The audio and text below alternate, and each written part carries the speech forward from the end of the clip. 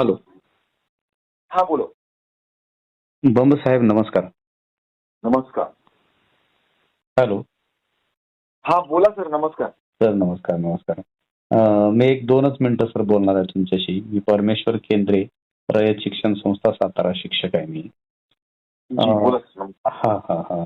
Sir इतके छान मुद्दे तुम्ही शिक्षकाच्या मुख्यालय राहण्याबद्दल मांडत असता, पण BLO मुळे जे काही नुकसान होतंय त्याच्यावर का बरं तुम्ही बोलत नाही अजून? बर, त्याचं कारण असं आहे हा.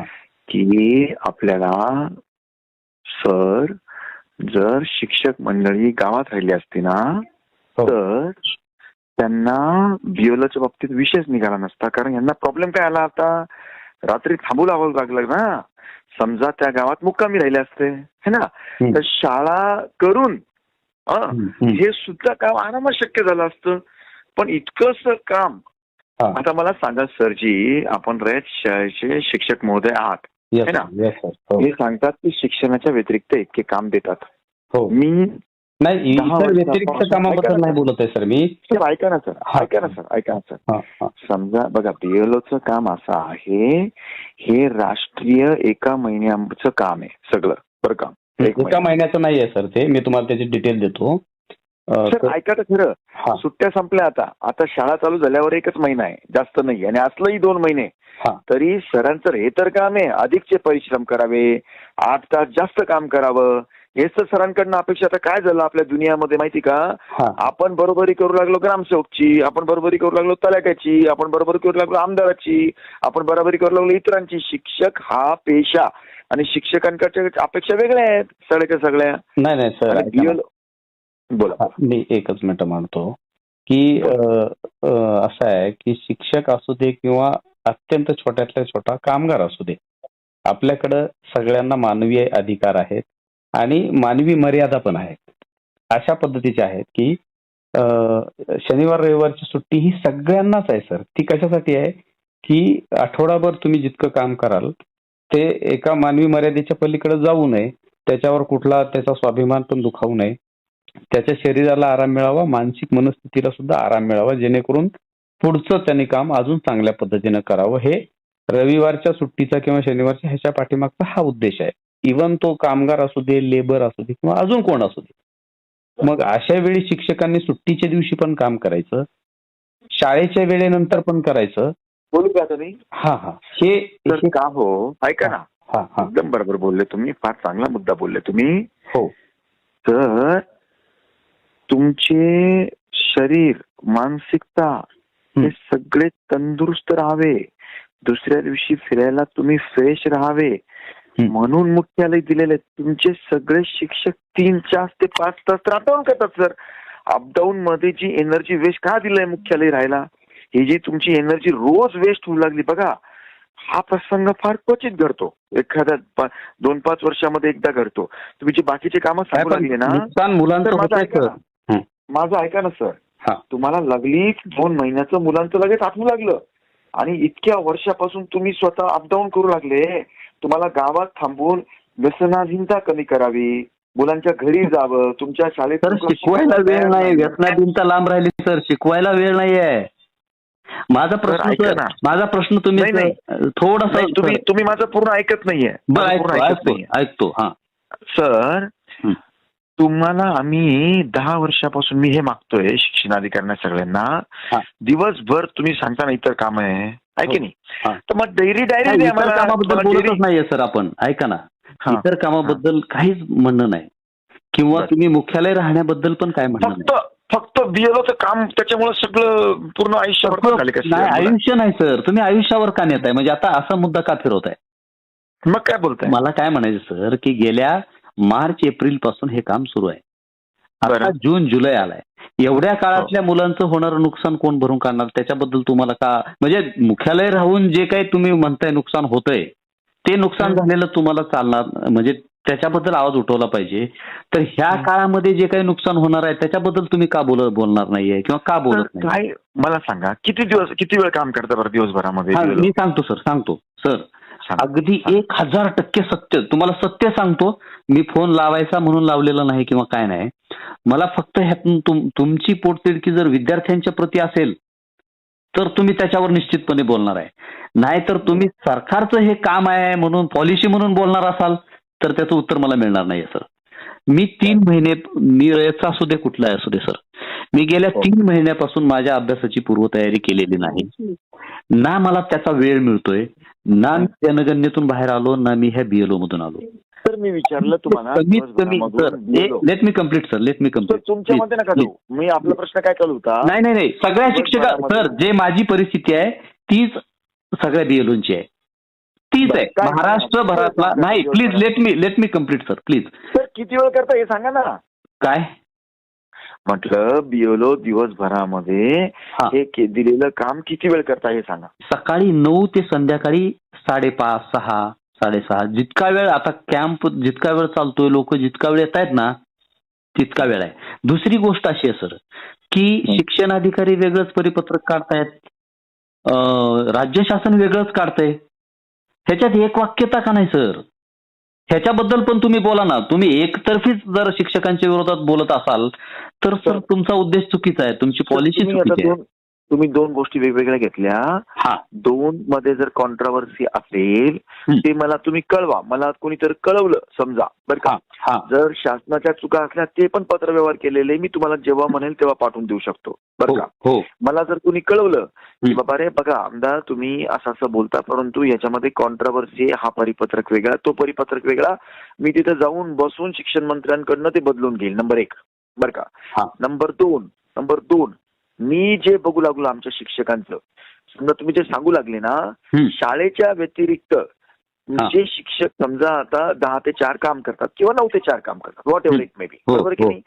प्रत्येकाने दिवसभरामध्ये समजा 6 महिने 4-4 तास जास्त काम केलं. का करायचं? शिक्षकांनीच का करायचं? शिक्षकांना मानवी मर्यादा नाहीत का सर? तर मानसिकरित्या खराब झाला तर चालतो आपल्याला. हॅलो ऐका सर, असं बोलू नका. शिक्षकांनी 80, माझी गोष्ट ऐका, 80% शिक्षकांनी सगळ्या मानवीय मर्यादा ओलांडून टाकल्या सर. काय तो तुमचा आरोप आहे सर. आपण ह्याच मुद्द्यावर बोलूया ना सर. मी ह्याच मुद्द्यावर बोलतो ना तुम्हाला. म्हणजे तुमचं असं मत आहे की शिक्षकांनी, शिक्षक खोटारडे आहेत किंवा सगळे शिक्षक अशाच पद्धतीने करतायत काम, म्हणजे मानवी मर्यादा ओलांडलेल्या आहेत. कुठल्या सर? एखादी 2 उदाहरण सांगा की. सांगतो. आणि म्हणून त्यांनी तसं केलं म्हणून BLOचं काम त्यांनी करायला पाहिजे असं? नाही अजिबात नाही. अजिबात चुकीचं आहे असं नाही बोलत मी. मी तुम्हाला हे सांगू लागलो. बघा 2-3 आता नीट माझं व्यवस्थित ऐकून घ्या. Yes sir. सगळ्यात पहिले आपल्या RTE मध्ये आपल्याला निवडणूक, आपत्ती व्यवस्थापन आणि जनगणना या 3 बाबी कंपल्सरी. बाकी तुम्ही सगळं नाकारू शकता. तुम्हाला नाकारण्याचा घटनात्मक संपूर्ण अधिकार आहे. बरोबर आहे. नंबर 1 मी ही गोष्ट लेखित पाठवलेली आहे. तुम्ही कुणीही नाकारू शकता. तुम्हाला कुणीही त्याच्यावर ऍक्शन घेऊ शकत नाही. सन्माननीय न्यायालय, उच्च न्यायालयामध्ये पण लोक गेले तरी ते ऐकत नाही याच्या बाबतीमध्ये. 3च गोष्टी तुम्हाला कंपल्सरी आहे. बरोबर आहे. हा जो SIRचा भाग आहे तो निवडणुकीचाच भाग आहे बरं का. कम्प्लिटली निवडणुकीचा भाग आहे. त्यामध्ये तुम्ही नाकारू शकत नाही. पण त्या काळात शासनाने पर्याय व्यवस्था काय केलेली आहे? ऐका तर खरं सर, पुन्हा ऐका तर खरं माझं. असं नका करू सर तुम्ही. तुम्हाला सुट्टे असतात त्याच्यामध्ये तुमचे पेपर तुम्ही कसे, तुम्ही म्हणता ना आता कसे लोक, म्हणजे कुणी कसं केलं, शिक्षक लोकांनी काय मर्यादा ओलांडल्या. बरोबर आहे. 70% शिक्षकांच्या मर्यादा सांगतो सर मी आता बरं का. बघा 99.99% शिक्षक खोटी कागदपत्र लिहून बरं का मर्यादा सांगतो तुम्हाला. 99.99 सर तुम्ही जबाबदारीने सांगताय. 99.99% लोक असं लिहून देतात की मी त्या गावातच राहतो किंवा राहते. अच्छा, म्हणजे ऐका ना सर, एकच मिनिट मला फक्त म्हणजे तुमचं असं मत आहे की महाराष्ट्रातले 0.1% शिक्षक मुख्यालय राहतात? 100% बोलतोय मी. करेक्ट आहे. खोटं आहे सर, मी तुम्हाला आकडेवारी देतो. देतो. कुठली देता सांगा. ही की मुख्यालय राहणाऱ्या शिक्षकांचं प्रमाण जवळपास 40% आहे. 60% शिक्षक मात्र. मी 40% जर असेल ना, ऐका ना माझं, लिहून घ्या हे माझं, वाटल्यास रेकॉर्डिंग करून घ्या. मी 40 दिवसाच्या आत राजीनामा देऊन टाकेल. चालेल ना सर, चालेल. आणि मी तुम्हाला सांगतो सर 0.1% तर ते प्रमाण नाहीच आहे. ठीक आहे. बरं किती असेल? नाही आम्ही जो सर्व्हे केलेला आहे आम्ही आता हे मुद्दे तपशीलवारपणे मांडणार आहे सर, कारण हे आमच्या नाकीनऊ आलेलं आहे. तुम्ही काय करू लागले सर, मला असं वाटतं माहिती न घेता असं याचा अर्थ असा आहे. माहिती आहे सर, माझ्याकडे माहिती आहे, संबंध महाराष्ट्राची नाही. आम्ही आमच्या पंचायत समिती जिल्हा परिषदच्या याच्यामध्ये की साधारणतः किती लोक बाहेर राहतात, किती ह्याचा ऍक्च्युअल सर्व्हे केलाय. कोणती पंचायत समिती तुमची? हवेली. हवेली, बरोबर आहे. जिल्हा कोणता आला? पुणे. बरोबर आहे. हो. आता तुम्ही शहराचा भाग सोडून द्या बरं का, मी ग्रामीणवर बोलतोय. हो सर, नाही मी 8 वर्ष तर ग्रामीणलाच होतो सर. नाही, तुमची गोष्ट तुम्हाला बघा म्हणजे मला दोन्हीकडचा अनुभव आहे सर. हा तर माझा ऐका ना, माझ्या संपूर्ण आतापर्यंतच्या शिक्षकांच्या बोलण्यामध्ये तुम्ही जे बोलतायत ना, बरं का, तुम्ही हे फर्स्ट शिक्षक आहेत की जे कमीत कमी लॉजिकली बोलतायत. तुम्ही बोलताना कोणतीही आपली हे नाही करत आहे. बरं, नाही करणारच नाही सर, तो माझा उद्देशच नाहीये. मला फक्त माझं म्हणणं हे आहे सर की ऐका ना सर, माझं पूर्ण ऐका. मी इतक्या शिक्षकांची बोलताना मी काही 1-2 शिक्षकावर बोलत नाहीये. 30% शिक्षकांचा आजही मला आदर आहे. बरं का, आजही मला आदर आहे. मी त्यांचे पाय धुवून पितो. मी दरवर्षी अशा शिक्षकांना बोलावून कार्यक्रम घेतो, त्यांचे कारण देतो की मी यांना का बरं पुजतोय म्हणून. बरं सर, त्यांच्या घरी जातो मी काय अशा शिक्षकांच्या. आमच्याकडे बरेच शिक्षक आहेत असे की जे अगदी मन लावून काम करतात. आता समजा तुमचे गावित सर आहेत, ते पण चांगले आहेत, असे भरपूर आहेत. आणि मी ते दुसऱ्या शिक्षकांना काय सांगतो, तेच शिक्षक, त्याच शाळा, तेच जिल्हा परिषदा हे जर करू शकता तर तुम्ही का करू शकत नाही. जसं तुम्ही आता बोलता काय बोलले सर, की अपेक्षित असं आहे की माणसाने आपलं काय म्हणतात तंदुरुस्त राहावं, त्यांची एनर्जी वेस्ट होऊ नये, त्यांचं मानसिक दृष्टिकोन बघावं, हे तुम्ही बोलले, बरोबर आहे. आता बघा बरं का सर, माझं आता 16 वर्ष चालू आहे आमदारकीचं, है ना. ही पहिली वेळ मी बघतो आहे की सातत्याने इतकं शिक्षकांना 3-4 महिने 5 महिन्याचं काम तुम्हाला भेटलेलं आहे असं समजून चला तुम्ही, बरं सर. मग सातत्याने आता इतक्या याच्यात दुसरं कधीच नाही सुचलं दुसऱ्यांना की बाबा आम्ही जे पाप करतोय, बरं का, पाप शब्द वापरतो मी, याच्याकरता वापरतो पाप शब्द की तुमच्यावर डिपेंड आहे आमचा देश आणि राज्य. जर आमचा शेतकरी जास्त बिचारा काय म्हणतात अनएज्युकेटेड आहे किंवा पालक जास्त अनएज्युकेटेड आहे, तर जास्त जबाबदारी वाढली शिक्षकांची, बरोबर आहे की बाबा त्यांनी जास्त उलट लक्ष देऊन मुलांकडे द्यायचं आहे. कारण की इतकं जर आहे तर माझ्यावर हा देश डिपेंड आहे, माझ्यावर राज्य डिपेंड आहे. तुमचा पगार सॅलरी सोडून द्या बाजूला, का बरं सोडून द्या बाजूला, कारण की त्याचा आणि याचा काही संबंध नाहीये. तसा जर लावला तर त्याच्यावर आपण नंतर चर्चा करू शकतो पूर्णच्या पूर्ण. पण आज आई वडिलांपेक्षा पण गुरुला जो स्थान दिलेलं आहे नाही का, त्या करताय. आता मी तुम्हाला माझ्या जिल्ह्याची आणि मराठवाड्याची स्थिती सांगतो सर. मी मराठवाड्यातलाच आहे मूळचा. हो सर, मी स्थिती सांगतो सर. आता मी थोडस डेअरिंग करून म्हणजे काय म्हणतो थोडं कमी करतो त्याच्यामध्ये आकडा, है ना. 90% शिक्षक, किती 90% शिक्षक हे अपडाऊन करतात. एकाचंही अंतर 3 तासापेक्षा, म्हणजे जाऊन येऊन सांगतोय मी तुम्हाला, 1.5 तास जाणे 1.5 तास येणे, सकाळी निघून हे करणे वगैरे नाही का. आपल्या दिवसभरामध्ये समजा आपल्याला काम करायला 10 तास आहे, मॅक्सिमम 10 तास असतात आपल्याला सगळे मिळून काम करायला. तर 3 तास यांचे एनर्जी वेस्ट मध्ये जाऊ लागले सगळे.